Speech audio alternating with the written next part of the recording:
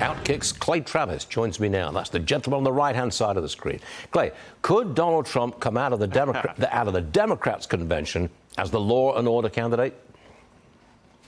He should.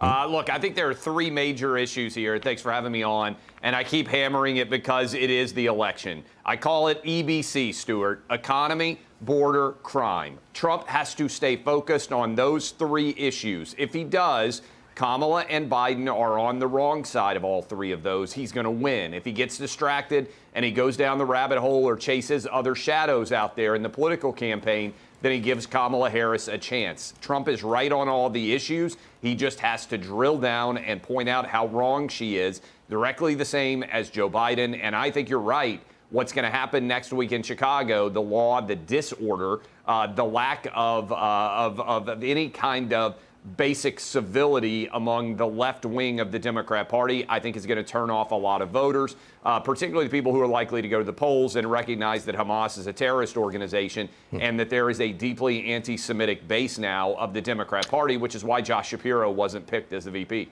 However, pollster Nate Silver thinks Democrats hold the edge in the election right now. Watch this.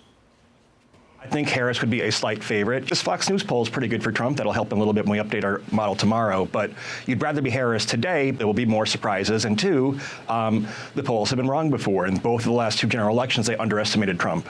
A new poll says the top issues for voters are the economy and immigration. And those are, Clay, Trump's strongest areas, right? Yes. And also, I think ultimately, Stuart, I'm a sports guy as well, as you know. I don't believe that the Big Ten states, Michigan, Pennsylvania, and Wisconsin, are going to break for a far left liberal like Kamala Harris and Tim Walz over Donald Trump and J.D. Vance. That's where I ultimately come back on. Again, 48%, I think, of this electorate is white non-college graduates. And those are overwhelmingly the people who are going to decide this election in the Big Ten states. I think Trump is going to win Nevada. I think he's going to win Arizona. I think he's going to win Georgia. That means he would only need to win one of the three Big Ten states that I just laid out. I think he will, which is why ultimately I think Trump's going to win. But there's no doubt it's tighter now than it was against Biden when I think the Democrats recognized they had absolutely no chance. Well, you are a sports guy, Clay, so I have to bring this to your attention. Yes. Premier League soccer comes back tomorrow. I don't know whether you follow it or not. Yes, well, I know. What's your prediction for the season? Yeah, you know what? You're probably way more of an expert on that than I am. But I did, the last time I was in London, go watch a game for the first time ever, and I found it to be absolutely incredible. I think I'll probably go with Manchester United. That in general, that has been a decent pick over the years. You tell me, is that a good pick or a bad pick this year? Well, I'm going to ask you what was so incredible about the game you went to watch in London. I mean, what was about it? The fans, the entertainment value, the pitch, whatever. It reminded me, I'm a huge college football fan. The passion of the fans for their individual teams was really kind of blew me away. It took me back to what I think is the best sport in the United States, which is college football in the Big Ten and the SEC.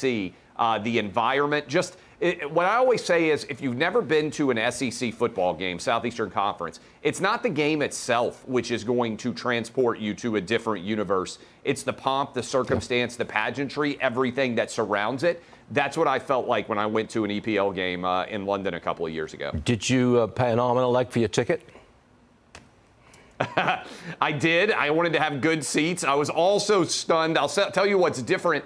They wouldn't allow the visiting crowds. Like they had actual barriers to keep the opposing crowds from the home team there because they were so concerned about what might happen, I guess, if the fans got too close. I've never seen that before, even in the SEC. Tribalism is a regrettable part of Premier League soccer, but that's the way it is.